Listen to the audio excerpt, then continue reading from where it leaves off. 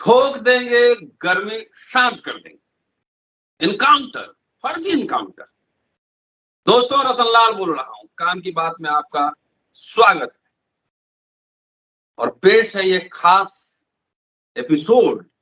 और इस एपिसोड में हमारे साथ फिर जुड़े हैं वरिष्ठ पत्रकार जयप्रकाश सिंह साहब, जेपी सिंह साहब। लगातार अम्बेडकरनामा पर आप सुनते हैं। अभी कुछ दिनों पहले इन्होंने एक बड़ा दिलचस्प लेख लिखा था। एक दिन मैंने पढ़ के सुनाया था और एक लंबा लेख था, तो मैंने सोचा कि पढ़ने से बेहतर है कि उन्हीं की जुबानी सुने। और वो लेख है फर्जी इनकाउंटर को लेकर। बड़ा योगी सरकार ताल ठोक रही थी, ये अपराध मुक्त कर देंगे। कौन कौन से अपराधी से मुक्त कराया गया और कौन कौन से अपराधी सीना ठोक कर अपराध में संलिप्त हैं और योगी सरकार उनका कुछ नहीं कर पाई। तमाम मसले पर बात करेंगे हम जेपी सिंह साहब से। स्वागत है सर आपका।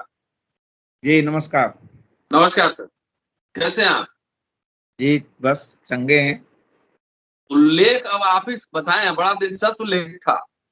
जी इनकाउंटर, फर्जी इनकाउंटर पे अगर सरकार चली जाती है बीजेपी की, और किसी और कोई और सरकार बनती है, अगर सरकार की इच्छा शक्ति हो तो फर्जी इनकाउंटर के सिलसिले में क्या योगी पर कार्रवाई हो सकती?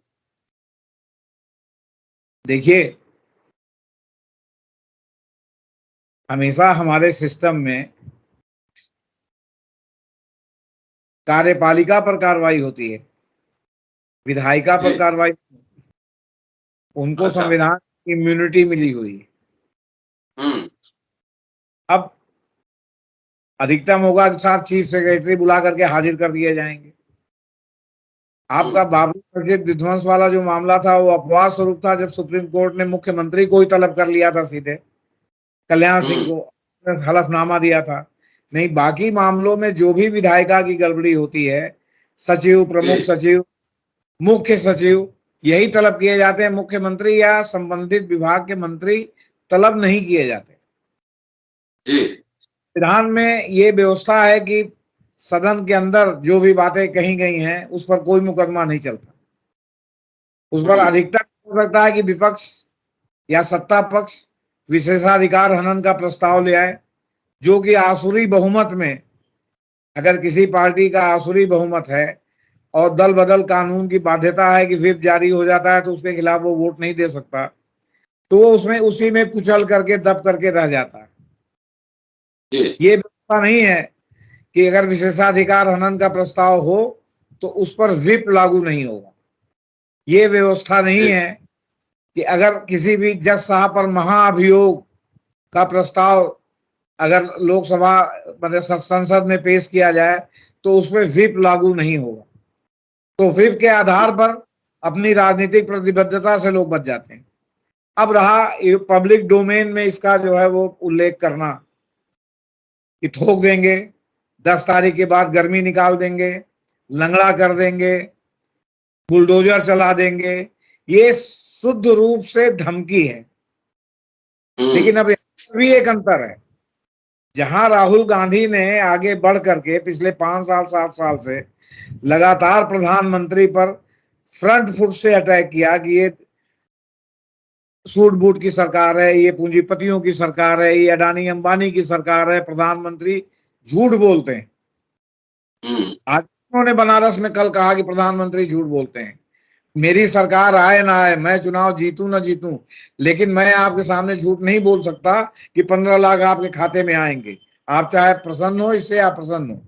प्रधानमंत्री किसी मुद्दे पर, उन्होंने तो कल यहां तक कहा कि वो जातिवाद के मुद्दे पर या धर्म के मुद्दे पर भी नहीं लड़ रहे हैं, वो सिर्फ झूठ के मुद्दे पर लड़ रहे हैं। झूठ बोल बोल के लड़ रहे हैं। तमाम चीजों के बारे में झूठ का जो है झूठा बयान देते हैं, जो बाद में गलत साबित हो जाती है। लेकिन जो बात सार्वजनिक रूप से पब्लिक डोमेन में आ जाती है, उसमें बहुत से लोग जो दोबारा उसका जो झूठ पकड़ा जाता है और जो झूठ वाली बात आती है वो नहीं सुनते, इसलिए वो कही गई बात को ही सच मानते। तो इस तरह जो जैसे मुख्यमंत्री ने ठोक देंगे, गर्मी शांत कर देंगे, ये उन्होंने किसी व्यक्ति विशेष पर नहीं कहा, ये दल विशेष और जरूर इशारा किया। उन्होंने कहा कि अपराधी नहीं सुधरेंगे, अपराधियों को हम ठोक देंगे तो अपराधियों की संपत्ति पर बुलडोजर चला देंगे। अब अपराधी तो सभी में है, तो इसलिए इस पर सीधा सीधा मामला नहीं बनता। जैसे राहुल गांधी कई बार प्रधानमंत्री के बारे में बोलते हैं तो उनके खिलाफ बिहार से लेके महाराष्ट्र तक की अदालतों में मुकदमे दाखिल होने लगते हैं। कई मुकदमे उन पर चल भी रहे हैं इसी तरह बोलने के लिए।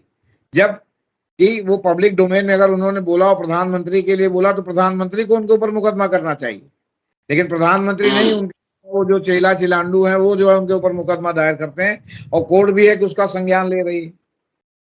कई कोर्टें खारिज कर देती हैं, कई संज्ञान लेती हैं। तो ये जो मुख्यमंत्री जी हमारे हैं जो गर्मी शांत कर रहे हैं, जो ठोक दे रहे हैं, ये एक अस्पष्ट बोली में बोल रहे हैं। मतलब ये इनडायरेक्ट इशारा जरूर कर रहे हैं कि किसके लिए कह रहे हैं, लेकिन डायरेक्ट उसको नहीं कह रहे हैं। अगर ये डायरेक्ट कहें कि हमारी सरकार बनेगी तो हम मुख्तार अंसारी को ठोक देंगे, हमारी सरकार बनेगी हम अतीक अहमद को ठोक देंगे, हमारी सरकार बनेगी हम विजय मिश्रा को ठोक देंगे, अगर डायरेक्ट कहें तो इस पर वो एफआईआर करा सकते हैं और इसका कोर्ट संज्ञान ले सकती है। अभी क्या है कि अभी जब आप इस तरह की बोली भाषा बोल रहे हैं जिसका संविधान में आपको कोई अधिकार नहीं है इस तरह की धमकी देने का, आप अधिकतम ये कह सकते हैं, आप तो इस तरह बोल रहे हैं जैसे कानून आप अपने हाथ में ले रहे हैं। और यहाँ तो कसाव को भी जो है पहले जब उसको तमाम गोली लगी थी तो पहले उसकी गोली की चोट ठीक की गई, उसको यही लोग कहते हैं कि जेल में बैठा के बिरयानी खिलाया जा रहा था। उसके बाद उसके ऊपर मुकदमा चला, उसके बाद मुकदमा चलने के बाद उसको सजा हुई। आपके दिल्ली के संसद पर जब हमला हुआ था तो जो लोग भी पकड़े गए थे उनके ऊपर बाकायदे मुकदमा चला। मुकदमा चलने के बाद उसमें प्रोफेसर जिलानी जो दिल्ली यूनिवर्सिटी के, वो छूट भी गए और उसमें जो है अफजल गुरु को फांसी की सजा हुई, तब सजा हुई। यहाँ त्वरित या मौके पर ही सजा देने का प्रावधान कानून के शासन में नहीं होता। तो अब मुख्यमंत्री जी जिस तरह धमकी दे रहे हैं, अब उस धमकी को अगर देखते तो कसाव को तो तुरंत गोली मार देनी चाहिए थी, अफजल गुरु और जिलानी को तो तुरंत गोली मार देनी चाहिए थी। आपने इंदिरा गांधी की हत्या में देखा कि सतवंत सिंह को इतनी बुरी तरह गोलियां लगी थी खुद जवाबी कार्रवाई में कि उसको पहले वो एम्स में भर्ती करके उसकी सारी चोटें ठीक की गई और तब उसके ऊपर मुकदमा चला। मैंने बिना मुकदमा चलाए दंडित करने का प्रावधान कानून के शासन में नहीं है, इसलिए इसका संज्ञान कोर्ट को लेना चाहिए। और जो सिविल के लोग हैं, राजनीतिक दल भले इसमें कुछ ना करें क्योंकि उनको पता लग जाएगा कि साहब इनके पार्टी में ज्यादा गुंडे हैं, ये अपने गुंडों को बचाने के लिए, लेकिन सिविल सोसाइटी में अगर कोई मुख्यमंत्री इस तरह कानून अपने हाथ में लेने की बात करता है तो सिविल सोसाइटी के लोगों को कोर्ट में जाना चाहिए, पीआईएल दाखिल करनी चाहिए कि क्या है किसी मुख्यमंत्री को इस तरह की धमकी भरी भाषा बोलने का अधिकार संविधान ने दिया है, कानून के शासन ने दिया है, और कोर्ट को संज्ञान लेकर के इसके ऊपर निर्धारित करना चाहिए। देखिए अभी भी हेट स्पीच का मामला कोर्ट में है, ये भी एक प्रकार की हेट स्पीच ही है, सुप्रीम कोर्ट में लंबित है। सुप्रीम कोर्ट इस तरह के जो मामले हैं जो दूर मतलब का आपका दूरगामी प्रभाव डाल सकते हैं उन मामलों को लंबित रखे हुए, उनको डिसाइड नहीं करता। इसको डिसाइड करना चाहिए कि नहीं करना चाहिए। कल ही देख रहा था कि जो ईवीएम वाला मामला है, 20 लाख ईवीएम जो गायब है, वो अभी भी बॉम्बे हाई कोर्ट में लंबित है। जो आप 370 के आसपास है लोकसभा से, जहां का आपका आंकड़ा ईवीएम में वोट पड़ा, ईवीएम में वोट निकला, ये जो है ये क्या कहते हैं आपका जो है वो बराबर नहीं है। ये एडीआर ने दाखिल कर रखा है। अभी 2020 में भी उन्होंने एप्लीकेशन दाखिल की थी कि इसमें त्वरित सुनवाई हो, उसमें भी 4 हफ्ते का टाइम लगा और 2022 आ गया।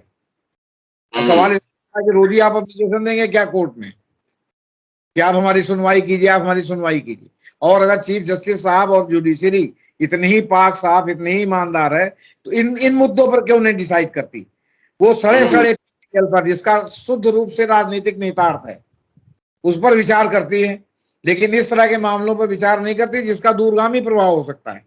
जो आपके जो है जो इलेक्टोरल सिस्टम है उसमें जो व्याप्त सड़ांध है उसको दूर कर सकता है। आखिर इस पर संज्ञान उनको स्वतः संज्ञान लेना चाहिए कि नहीं लेना चाहिए? जब कि फर्जी मुठभेड़ को लेके आपका मानवाधिकार आयोग, आपका उच्चतम न्यायालय मतलब इतने दिशा निर्देश जारी कर दिया, हम नहीं मानेंगे आप क्या कर लेंगे, तो फिर ये कैसे डिसाइड होगा कि आप जो है कानून को मानिए? और या आप जो है जिस तरह तमाम जब वो आपका संविधान में या कानून के शासन में तमाम अपराधों के लिए जगह नहीं है, तमाम अपराधों को जो है क्या कहते हैं परिभाषित नहीं किया गया, ये मान के चला गया है कि हमारी सिविल सोसाइटी इतनी सभ्य है कि जो लोग सत्ता की कुर्सी पर बैठेंगे वो इस तरह उसका मिसयूज नहीं करेंगे, वो मिसयूज हो रहा, तो इसको परिभाषित करने का समय आ गया है कि नहीं आ गया है? डेफिनेटली। जब कोर्ट जहां नियम नहीं है, जैसे मिड डे मील है, मिड डे मील कोर्ट के आदेश से दिया जा रहा है, इस तरह तमाम चीजें हैं। मिड डे मील है कोर्ट के आदेश से दिया जा रहा है, ये सरकार के किसी कानूनी प्रावधान में नहीं है। तो कोर्ट इसमें क्यों नहीं जो है वो जब तक कानून नहीं बनता तब तक एक दिशा निर्देश निर्धारित करे, और उसके अलावा फिर जो है कहे सरकार से कि इसको आप 6 महीने में कानून बनाइए, नहीं कोर्ट कानून बना देगा। जब 141 में कोर्ट को इतने ज्यादा जो है विशेषाधिकार प्राप्त हैं, तो क्यों नहीं इसका इस्तेमाल करता है इन सब मतों में? क्यों? क्योंकि वहां भी राजनीति पूर्वाग्रह से ग्रस्त व्यक्ति हैं, वहां भी जो लोग वो तुरंत आरोप लगा देंगे कि साहब ये तो जो है वो लेफ्टिस्ट हैं, ये तो कम्युनिस्ट हैं, और बाकी ये तो आरोप है ही है कि तमाम लोग जो है वो आपके संतरा चड्डी वाले वहां पहुंच गए हैं, जो अपने जो है वो संतरा विचारधारा को प्रश्रय देते हैं। तो इस तरह मुख्यमंत्री का 28 करोड़ लोगों के आप मुख्यमंत्री हैं उत्तर प्रदेश के, और आप इस तरह जो है संविधान और कानून के शासन के खिलाफ जो है वो क्या कहते हैं मतलब बोलते रहेंगे, इस तरह धमकी की भाषा में बोलते रहेंगे, मार देंगे, ठोक देंगे, गर्मी शांत कर देंगे। किसकी? बिना का मुकदमा चलाए, बिना सुनवाई उन्होंने, जिसका ये अभी गुणगान भी कर रहे हैं अपने अपने चुनावी सभाओं में कि दंगे में जो है वो हम वसूलेंगे दंगाइयों से पैसा, उसको बिना इन्होंने मुकदमा चलाए, बिना उनको सफाई दिए, तमाम उत्तर प्रदेश में लोगों पर जो है इन्होंने फाइन लगा दिया था। लेकिन वो जब मामला सुप्रीम कोर्ट पहुंचा तो सुप्रीम कोर्ट ने सब खारिज कर दिया, कहा बिना सुनवाई किए, बिना जो है मुकदमा चलाए आप जो है वो क्या कहते हैं किसी को भी दंडित नहीं कर सकते। पहले मुकदमा चलाइए, उनको सफाई का मौका दीजिए, तब अगर जुर्माना लगता हो आपके कानून के तहत तो आप जुर्माना लगाइए, वरना आप जुर्माना नहीं लगा सकते, आर्बिट्रेटरी आप जुर्माना नहीं लगा सकते। ये मुंह के बल गिरे सुप्रीम कोर्ट में, वो मामला फिर से वापस उत्तर प्रदेश में आ गया। अब एक एक केस में सुनवाई करें, गवाह पेश करें कि किसने नष्ट किया। अगर मान लीजिए कि रात में पुलिस ही नष्ट कर दे, और पुलिस नष्ट करके और 10 लोगों को फंसा दे कि आपने जो है इसको तोड़ा है, आदमी कैसे सफाई देगा? अगर और फिर आप उसके ऊपर सीधे फाइन लगा के आप जेल में भेज दें, तो आपके हिटलर की जेल में और आपकी जेल में क्या अंतर है? जहां कोई सुनवाई नहीं होती थी, सीधे पकड़ा कि आपकी विचारधारा वो है। अच्छा, स्टालिन के जो वो था आपका क्या कहते हैं आलू उखाड़ने वाला कैंप साइबेरिया वाला था, कि बड़े बड़े वैज्ञानिकों और बड़े बड़े साइंटिस्टों जो भी उसकी राजनीतिक विचारधारा या उसका विरोध करते थे, या जिनके बारे में मालूम था कि ये जो है मतलब इनका विरोधी विचार है, उनको ले जाके वहां साइबेरिया के क्या कहते हैं खेतों में वो आलू की खेती करवाता था उनसे स्टालिन। ये क्या है? एक आदमी तो बुद्धिजीवी है, एक आदमी जो बौद्धिक है, एक आदमी जो साइंटिस्ट है, एक आदमी जो लेखक है, वो आलू के खेत में जाके काम करेगा, तो आप समझिए कि वो जो है क्या कहते हैं उसको जो ये मरण तुल्य कष्ट है या मरण तुल्य दंड है कि नहीं है। तो सवाल इस बात का है कि जब आप संविधान और कानून के शासन की अवधारणा पर चलते हैं तो आपको उसी तरह आचरण करना पड़ेगा ना। आप लगातार, चाहे कांग्रेस की सरकार हो या इनकी सरकार हो, यूएपीए ले आई, इन्होंने यूएपीए को और कड़ा किया, तो आप एक कानून लाए ना कि हम ऐसे लोगों को इस तरह जो है मतलब पकड़ेंगे या इस तरह उनके ऊपर मुकदमा चलाएंगे, तो भी मुकदमा चल रहा है ना, दंड तो नहीं मिल गया किसी को। आप तो सीधे सीधे दंड देने की बात कह रहे हैं, ठोक देंगे, ये कर देंगे। और एक कानून की धारा में, सीआरपीसी में एक प्रावधान है कि दौराने गिरफ्तारी पुलिस बल प्रयोग कर सकती है। अगर मान लीजिए किसी को आप गिरफ्तार करने गए, वहां भीड़ ने आपको घेर लिया, भीड़ ने हिंसा करने लगे, जिस आदमी पर गए उसने आप पर बंदूक तान लिया, तो आपको भी आत्मरक्षा में गोली चलाने का अधिकार है। लेकिन जो गोली चलाने का अधिकार है, उस अधिकार में सीने में गोली मारने का अधिकार नहीं है। उसमें है कि आप उसके जो है वो पैर में गोली मारिए, उसके आप हाथ में गोली मारिए, सीने में मार के हत्या कर देंगे, ये आपका सेल्फ डिफेंस एक्सीड माना जाता है। इसमें अगर ये प्रमाणित हो जाए तो 302 की सजा 304 में बदल जाती है कि आपने अपने सेल्फ डिफेंस में गोली चलाई, लेकिन वो गोली जो है वो एक्सीड कर गया आपका सेल्फ डिफेंस। तो सेल्फ डिफेंस एक्सीड करने की आपको इजाजत नहीं है, लेकिन आप तो सीने में गोली मार रहे हैं, आप तो लंगड़ा कर रहे हैं पकड़ पकड़ करके, हर थाने में मालूम है कि जो है क्या कहते हैं, पकड़ के लोग ले जाए जाते हैं और कहा जाता है भागो। उसके बाद आपने सोचा कि डायरेक्ट गोली मारेंगे, तो आपने पैर में गोली मारना शुरू कर दिया कि आदमी लंगड़ा हो जाए, अपराधी लंगड़ा हो जाए। सवाल इस बात का है कि अगर आप अपराध पर नियंत्रण नहीं कर सकते, अगर आप सजा नहीं दिलवा सकते, तो ये आपका फेल्योर है ना, कि दूसरे का फेल्योर है। आप अपने नेताओं को क्यों नहीं इस बात के लिए टीचिंग देते, सभी राजनीतिक दलों के लिए मैं कह रहा हूं, भाजपा ही नहीं, कि आप लोग कभी भी किसी अपराधी की पैरवी थाने में मत कीजिएगा। लेकिन जब आप अपराधी की पैरवी वोट कैप्चर करने के लिए, वोट लेने के लिए, जो आपके विरुद्ध है उसको धमकाने के लिए करेंगे, तो आपको उसके अपराध के लिए भी जो है आपको उसकी सिफारिश करनी पड़ेगी बचाने के लिए। आज तो अपराधी बाद में पकड़ के में आता है, थाने में फोन पहले ही घनघनाने लगता है। और तो थाने फोन, एसपी के यहाँ, एसएसपी के यहाँ, डीआईजी के यहाँ, आईजी के यहाँ, डीजीपी तक के यहाँ लोग जो है तुरंत फोन करने लगते हैं कि देखिए साहब वो गलत पकड़ ले गए या ये पकड़ ले गए। अरे भाई, गलत पकड़े या सही पकड़े, उसका एक प्रोसेस है, मुकदमा चलेगा, जो कोई बात होगी ना। आपने तो पहले ही छुड़ा दिया उनको।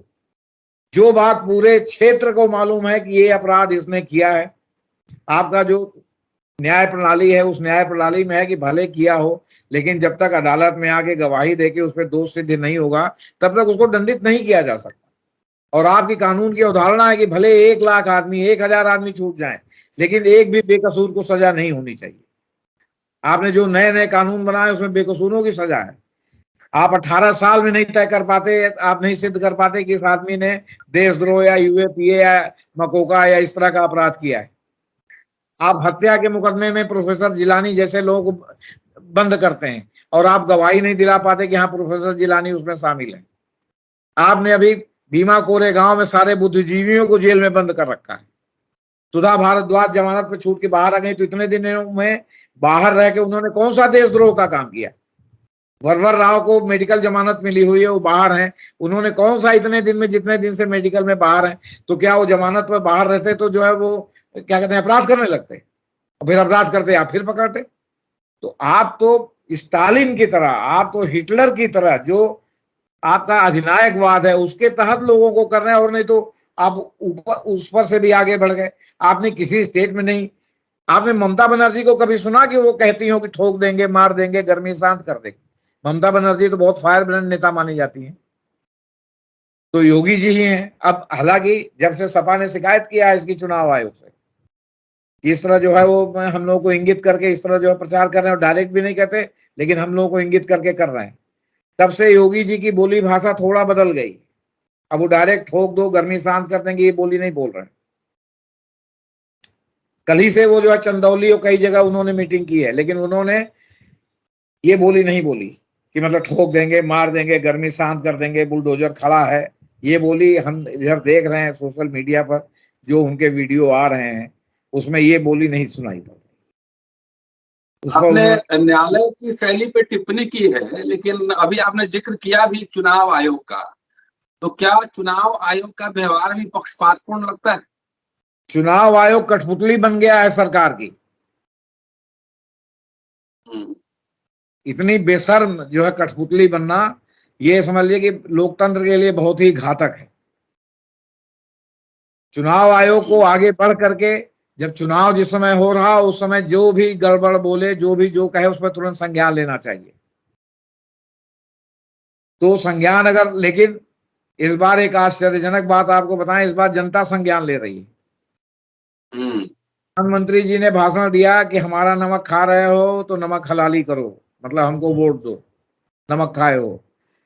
लेकिन ये उल्टा पड़ गया, लोगों ने कहा कि हमारी सरकार, तुम हमको कोई फ्री में दे रहे हो क्या, हमारे टैक्स के पैसे से हमको दे रहे हो, कोई राजा हो क्या, जनप्रतिनिधि, जनप्रतिनिधि की सरकार है, राजा की सरकार नहीं है। हम असली मालिक हैं, तुम मालिक नहीं हो, जो तुम कुर्सी पर बैठ गए हो तो मालिक हो। कल बनारस में प्रधानमंत्री जी पलटी मार के बोले मुझसे गलती हो गई, मेरा आशय ये नहीं था कि नमक मेरा आप खा रहे हैं। अरे मैं आपका नमक खा रहा हूं, पलटी मार दिया। तो ये ये बात जनता सही के है। संज्ञान लेने की वजह से हुआ ना। 5 किलो राशन दे रहे हैं, एहसान कर रहे हैं। आपके पिताजी ने जो है वो चाय बेच करके पैसा जमा किया है बैंक में, खजाने में, ताकि टैक्स के पैसे से आप जो है वो गुरु बने हुए हैं और बाकी लोग चेला बना के घूम रहे हैं। जिस दिन इस देश की जनता जान जाएगी कि हमारा वोट का अधिकार क्या है, जिस दिन इस देश की जनता जान जाएगी कि 500 1000 रुपए में साड़ी में बिंदी में और तमाम मतलब दावत में या इसमें जो हमको खिला करके हमारा वोट लिया जा रहा है, जिस दिन ये जनता जान जाएगी कि हमको आस्था की चाशनी पिला के हमारा वोट लिया जा रहा है, जिस दिन जान जाएगी कि नहीं हमारा जो है ये अधिकार है और तो आप हमारी सरकार हैं, आप जनप्रतिनिधि हैं, आप राजा नहीं हम चुन रहे हैं, हम अपना रिप्रेजेंटेटिव चुन रहे हैं और हमारे रिप्रेजेंटेटिव होने की सरकार है, तो आप हिडन एजेंडा इसमें नहीं चला सकते। आपको जो है हिडन एजेंडा चलाने के पहले हमसे पूछना पड़ेगा कि हम जो है ये हिडन एजेंडा चलाना चाहते हैं, चलाएं कि ना चलाएं। उस दिन असली लोकतंत्र आ जाएगा, जिससे ये सारे लोग बच रहे हैं। कल जो है प्रियंका गांधी और राहुल गांधी ने बहुत सही ये बात कही कि आप जो है वो प्रतिनिधि चुनिए जो 5 साल आपका जवाबदेह हो, जिससे आप सवाल कर सकें कि आप ऐसा क्यों कर रहे हो। आप धर्म आस्था जाति के आधार पर जब चुनाव चुनते हैं, वो चुन के जाता है तो जानता है कि हम तो इस मुद्दे पर चुनाव जीते, वो कभी आपके मुद्दे पर आएगा ही नहीं। वो पार्लियामेंट में भी अगर सदस्य बना, अगर सरकार नहीं है तो सरकार का व्हिप की वजह से भोंपू बन जाएगा। वो लगातार डरता रहेगा कि हमारी सदस्यता जो है ना समाप्त हो जाए, वो सही बात उठाएगा नहीं। उसको मालूम है कि अगर विपक्ष सही बात उठा रहा है, हम इसका सहयोग करेंगे तो जो है क्या कहते हैं हमारी सदस्यता चली जाएगी व्हिप की वजह से, हम सही बात बोल नहीं सकते। तो सवाल इस बात का है कि जो राहुल गांधी या प्रियंका गांधी ने कल बनारस में कहा, वो बहुत पहले से कहा जाना चाहिए था।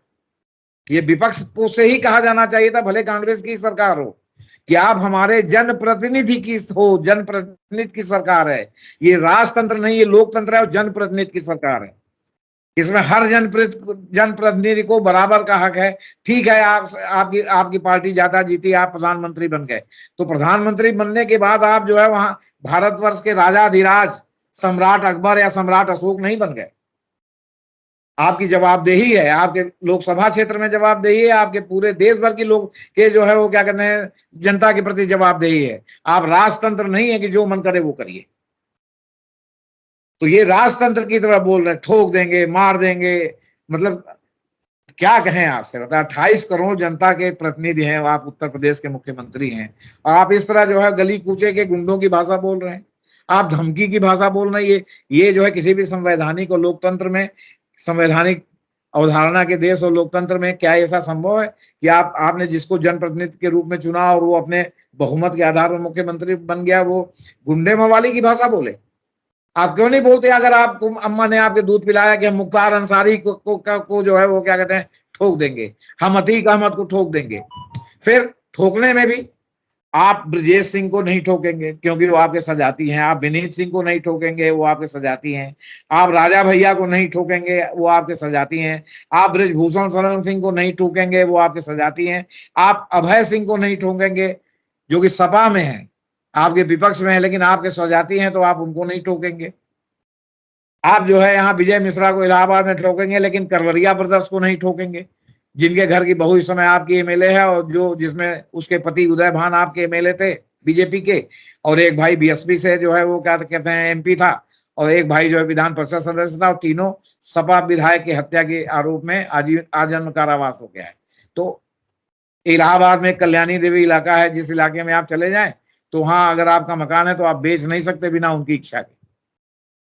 बेचेंगे उन्हीं के आदमी को, उन्हीं के कोई ना कोई बेनामी ले लेगा आपका और मनमाने दाम पर लेगा। तो सवाल इस बात का है कि आप चीन चीन के कार्रवाई करेंगे। अब आप यही बता दीजिए कि राजा भैया और ब्रजभूषण शरण सिंह के खिलाफ आपने क्या किया। पीपी सिंह की सरकार थी या उन्होंने राजा भैया का जो तालाब है इनके पिताजी का उदय सिंह का, उस तालाब का वो टेक ओवर कर लिया था, इसलिए कि वो नजूल का तालाब है, सरकारी तालाब है। मायावती ने टेक ओवर कर लिया था और बीजेपी की सरकार आई तो तालाब पर फिर उनका कब्जा हो गया। प्रतापगढ़ में जो है शराब की फैक्ट्री जो है इनके जो है क्या कहते हैं ड्राइवर के यहाँ पकड़ी गई थी, जिसमें विदेशी शराब बनती थी, देसी नहीं, सारे ब्रांड की शराब, बड़ी बड़ी महंगी विदेशी शराब। क्या हुआ उसका? आबकारी विभाग ने आबकारी धारा लगा के मतलब दाखिल दफ्तर कर दिया। दूसरा कोई होता तो देशद्रोह का मुकदमा, यूएपीए सब लग जाता उसके ऊपर। तो सवाल इस बात का चीन चीन के आप कार्रवाई कर रहे हैं। आप जो बोली बोल रहे हैं तो क्या केवल आपका विजय मिश्रा, आपके मुख्तार अंसारी, अतीक, यही लोग जो है वो क्या कहते हैं माफिया है, और लोग माफिया नहीं है? क्या बिकरू का विकास दुबे ही माफिया था और लोग माफिया नहीं थे? आप बिकरू के विकास दुबे के अगर मतलब मुठभेड़ के में इतने ज्यादा जो है मतलब सत्य आपने कहा, तो 3 किलोमीटर पहले पत्रकारों की गाड़ी क्यों रोक ली गई? और जिस आदमी को आप वहां से पकड़ के ला रहे हैं, जिसको 2 आदमी के बीच में बैठा रखा, वो अचानक क्या तो पेशाब करने के बहाने निकला और निकल करके जो है वो दरोगा की पिस्तौल भी छीन ली। अब समझ लीजिए बात, दरोगा जितने लापरवाह थे उनको तो नौकरी से निकाल दिया जाना चाहिए, जिस दरोगा की पिस्तौल उसने छीनी थी। मैं अपराधियों को पक्ष नहीं ले रहा हूं, लेकिन मेरा कहना है कि जहां इतने बड़े बड़े आतंकवादी, जितने इतने बड़े बड़े देश के दुश्मन हमला करने वाले देश पर, चाहे वो संसद हो, चाहे वो बॉम्बे का जो है वो हो, उस पर जब आप उनको पहले ठीक करते हैं, बिरयानी खिलाते हैं, बिरयानी खिला के जब वो चुस्त दुरुस्त हो जाते हैं, तब उनके ऊपर आप मुकदमा चलाते हैं, फिर आप फांसी लगाते हैं। आप तत्काल ही गोली मार देते चौराहे पर खड़े होकर के, इंडिया गेट पर लगा कर। फिर कानून के शासन की अवधारणा तो आपकी खत्म हो जाती ना। तो जब आप कानून के शासन की अवधारणा पर चल रहे हैं, जब आप संविधान सर्वोपरि है कि चल रहे हैं, तो उसका पालन क्यों नहीं कर रहे हैं? और अगर आप पालन नहीं कर रहे हैं तो इसका मतलब आप अक्षम है। जी सर, आपने लिखा है कि इनकाउंटर और फर्जी इनकाउंटर दोनों जी में उत्तर प्रदेश नंबर 1 है। जी, ये आंकड़ा है सर एनसीबीआरपी का, जी नेशनल क्राइम रिकॉर्ड ब्यूरो का है ना, जी एनसीआरबी, इसका आंकड़ा है जो हर साल वो जारी करते हैं। जी। उसके आधार पर हमने लिखा है, हमने कोई अपने से नहीं लिखा है, हमने उस आंकड़े को किया है। जो पार्लियामेंट में जो है, जो इनके मंत्रियों ने बताया है, उसको हमने कोट किया है। वो हम मेरा जी आंकड़ा नहीं। उसमें आता कि आप 0 पर हैं तो आपको 0 पर लिखा जाता। और ये आपका ही नहीं, ऐसा नहीं कि कोई ऐसा भी उत्तर भारत में प्रदेश हो जहां आपके मुठभेड़ ना हुआ हो। सब जगह के बारे में उस आंकड़े में लिखा है। सब जगह की सरकारें और सब जगह का पुलिस तंत्र। आपने हैदराबाद ही देखा होगा कि एक महिला का जो है वो क्या कहते हैं बलात्कार हुआ। बलात्कार के पास पुलिस को ये इल्हाम हुआ कि ये 4 आदमियों ने जो है क्या कहते हैं वो किया होगा। उसका भी प्रमाणिक नहीं हुआ कि उन लोगों ने किया है कि नहीं। अब समझिए आप जरा। तो आपने सोचा कि हम पता नहीं दंड दिला पाएंगे कि नहीं, और अगर डीएनए टेस्ट हुआ उसमें नहीं निकला इन लोगों का, तो फिर हमको नए सिरे से आदमी ढूंढना पड़ेगा। और जो केस ब्लाइंड है उसमें आपके गोगिया पासा के जादू की तरह की ले गे करके जो है तो आप प्रस्तुत नहीं कर सकते। तो उन्होंने बिना दोष सिद्ध हुए, बिना ये प्रमाणित हुए कि इन्होंने ही बलात्कार किया था, चारों लोगों को एनकाउंटर में ठोक दिया, जो सुप्रीम कोर्ट के आदेश पे जिसकी जांच चल रही है। सुप्रीम कोर्ट ने समयबद्ध कहा था, समय भी बढ़ाया, लेकिन अभी भी फाइनल जो है वो भी जांच चल रही है मुठभेड़ की। उसकी नहीं चल रही है कि उन 4 आदमियों ने उस लड़की के साथ बलात्कार किया था कि नहीं। वो संभवतः पशु चिकित्सक थी, उसके साथ बलात्कार किया कि नहीं, ये तो सदैव के लिए डूब गया। आपसे बता, तो कोई स्टेट ऐसा नहीं है कि जहां जो है मतलब इस तरह की सब चीजें ना हो कि लोगों को ले जाके फर्जी जो है ठोक दिया जाता, सरकार किसी की भी हो। इलाहाबाद में तो एक कोतवाली में जो है, प्रयागराज में एक जमाने में एक जो है इंस्पेक्टर साहब थे, जो कौआ मार, जिनको पुलिस डिपार्टमेंट में ही कहा जाता था। उन्होंने यहाँ रामबाग रेलवे स्टेशन के पास एक होटल को जो है 2 फ्लोर कब्जा कर लिया था, और उस पर जो है पकड़ को रखते थे। पकड़ समझ गया, जैसे जो डाकू पकड़ते हैं वसूली के लिए, फिरौती के लिए, तो उसको पकड़ को रखते थे। कभी किसी को जो है कंपनी बाग के जो है आसपास, कभी किसी को कहीं, जो है आए दिन ठोक देते थे। राधे श्याम त्रिवेदी नाम था उनका, दरोगा जी का। उनको कौआ मार इंस्पेक्टर कहा जाता था। तमाम फिर जांच होने लगी। तो मुठभेड़ तो, अब असली मुठभेड़ तो उत्तर प्रदेश में जो है निर्भय डाकू का हुआ था, जिसमें पूरे उत्तर प्रदेश की पुलिस जो है पसीने पसीने हो गई 3 दिन तक। ये जो ब्रिजलाल जो है उस समय एडीजी कानून व्यवस्था थे, मायावती जी का शासन था, ये मालूम है हाँफ रहे हैं, आपसे बता रहे हैं। 3 दिन चला था, आप समझ लीजिए। वो इस मकान से उस मकान, उस मकान से उस मकान कूदता चल रहा था। निर्भय गुजर नाम था उसका। तो एक तो अच्छा वो लाइव कवरेज हो रहा था। अब एक मुठभेड़ करने के खेत में ले गए, पैर पे गोली मार दिया। अच्छा, और इनका मोटो ऑपरेंडी एक और है, ये कोई योजना बना रहे थे। ये जेपी सिंह को जो है वो मारना चाहते थे, तब तक हम लोग पहुंच गए।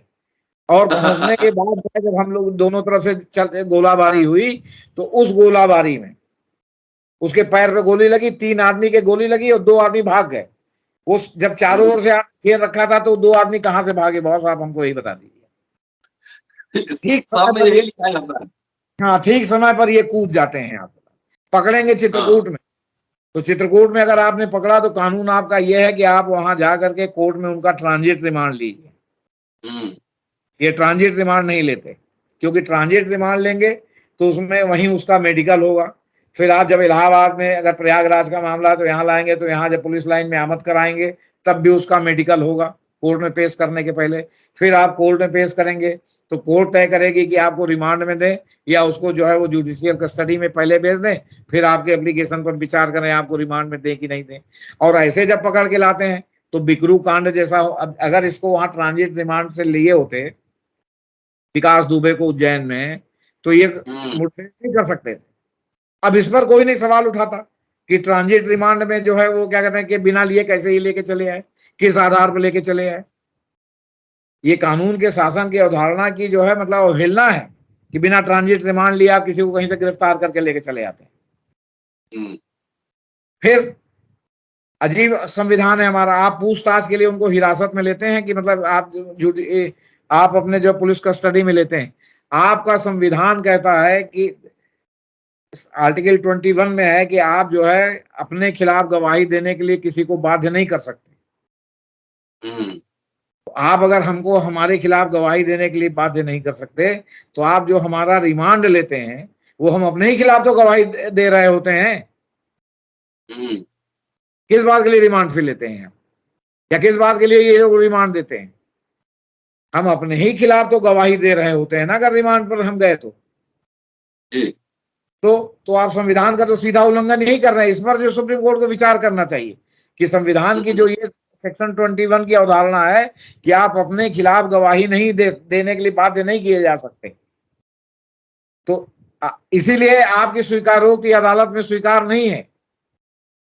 आपने पुलिस के सामने चाहे जो स्वीकार कर लिया वो अदालत में स्वीकार्य नहीं है। इसीलिए क्यों? क्योंकि आपके सामने जो भी हमने स्टेटमेंट दिया उसकी कोई वैल्यू नहीं है। हम्म। हम्म। तो आप टार्चर करके इसलिए लेते हैं कि टार्चर करके लेके आप अपनी पीठ थपथपा लें कि हमने तो जो है हल कर दिया, अब बाकी कोर्ट वाले छोड़ दें तो फिर जज साहब दोषी हैं या जज साहब करप्ट हैं, जो लोअर कोर्ट की जुडिशियरी है। आप सुप्रीम कोर्ट आए दिन लोअर कोर्ट पर जो है जमानत पर वो करता है कि आपने जमानत में जो है वो क्या कहते हैं ये गड़बड़ कर दिया, जमानत में वो गड़बड़ कर दिया, आपने जमानत क्यों नहीं दिया। अब अगर जो है किसी जघन्य मामले में लोअर जुडिशियरी का जो है वो जज जो है वो आपका सेशन जज अगर जमानत दे देता है तो उसके जो है उसका जो है स्क्रूटनी होने लगती है कि इसने जो है वो किसी कंसिडरेशन में दिया है कि इसने मेरिट में दिया है। मैंने हर आदमी पर अविश्वास कर रहा है आज, और जनता का हम्म। विश्वास इस तरह है कि आपकी विश्वसनीयता ही समाप्त हो गई। जी। आज चुनाव प्रचार का आखिरी दिन है, 7वें चरण के चुनाव प्रचार का, और 5 बजे चुनाव प्रचार खत्म। कल सर उत्तर प्रदेश चुनाव के 7वें चरण पर कल हम लोग चर्चा करेंगे, नहीं, और उसके बाद 10। आज भी कुछ जी। सुन लीजिए। देखिए जी। बलिया पिछले चरण में चुनाव हो गया है, जी। गाजीपुर, मऊ, आजमगढ़ में 7वें चरण में चुनाव होने जा रहा है। जी। और लेटेस्ट लोगों से बात करने के बाद खबर यह है कि बलिया, आजमगढ़, मऊ और गाजीपुर में अगर भाजपा का खाता भी खुल जाए तो आप आश्चर्य करिएगा। इतना अच्छा, विस्तार से कल। इनका इतना जबरदस्त माहौल खराब है। दूसरी बात, कल मोदी जी ने आपका रोड शो किया बनारस में, जिसके बारे में बनारसी कह रहे हैं कि बाहर से आए हुए लोग इनके रोड शो में थे, जो जगह जगह माला पहना रहे थे, फूल डाल रहे थे, ये इवेंट था। अखिलेश यादव ने अचानक रात में रोड शो कर दिया कल, और अखिलेश यादव चूंकि सरकार में नहीं है तो विपक्ष में है। इनके रोड शो में रात में इतनी अभूतपूर्व भीड़ हुई कि उसने दिन के जो मोदी जी के रोड शो पर जो है पानी फेर दिया। नतीजा है कि जब हम लोग बात कर रहे हैं इस समय हो सकता है कि मोदी जी का तीसरा रोड शो या तो समाप्त हो गया हो या अभी चल रहा हो, क्योंकि 6 बजे शाम तक का समय है। अगर बनारस में 8 सीटों में 6 सीटें बड़ी खतरनाक हैं, जहां मतलब लग रहा है कि मतलब इनका खाता मुश्किल शायद खुले अब की बात, उनमें एक शहर दक्षिणी की सीट है जिसमें काशी विश्वनाथ मंदिर है। मंदिर में नीलकंठ तिवारी एक मंत्री हैं जो चुनाव लड़े थे, वही लड़ रहे हैं। वो घर घर घूम माफी मांग रहे हैं कि हमसे गलती हो गई, हमने कुछ नहीं किया। और वहां जो मंदिर के पुजारी के पुत्र हैं कोई दीक्षित जी, वो सभा से खड़े हैं। वो समझ लीजिए कि वो मतलब अभी तक की जो स्थिति है उसमें वो अभी अगर चुनाव हो जाए तो अभी चुनाव जीत रहे हैं। परसों सवेरे बैलेट बक्से में क्या बंद होगा ईवीएम में, ये हम नहीं बता सकते। अगर बनारस में 6 में 8 में 6 सीट बीजेपी हार जाती, 5 भी हार जाती है, और उसमें अगर शहर दक्षिण का जिसमें बाबा विश्वनाथ का मंदिर है, जहां इन्होंने so called 5 star 7 star corridor बनवाया है, विश्वनाथ कॉरिडोर, अगर वहां ये चुनाव हार जाते हैं तो आप ये समझ लीजिए कि आप अभी से मान के चलिए कि 2024 का चुनाव बनारस से इनके लिए जीतना लोहे के चने चबाने के बराबर होगा, अगर ये जी। शहर दक्षिण हार जाते हैं। ये लेटेस्ट कल पोजीशन। विस्तार कल विस्तार से खाली 7वें चरण पे ही चर्चा हुई, कल चुनाव के एक दिन पहले। दोस्तों, जेपी सिंह साहब है, मैं जब ये बोलते हैं मैं चुपचाप सुनता रहता हूँ, बीच में टोक टाक नहीं करता। पूरा वीडियो सुनिएगा और शेयर करते रहिए। कल इनसे फिर मुलाकात करता हूँ उत्तर प्रदेश चुनाव विशेष पर। शुक्रिया की वॉचिंग एंड शेयरिंग सब्सक्राइबिंग। फिर मिलता हूँ जल्दी आपसे अगले एपिसोड में। शुक्रिया सर।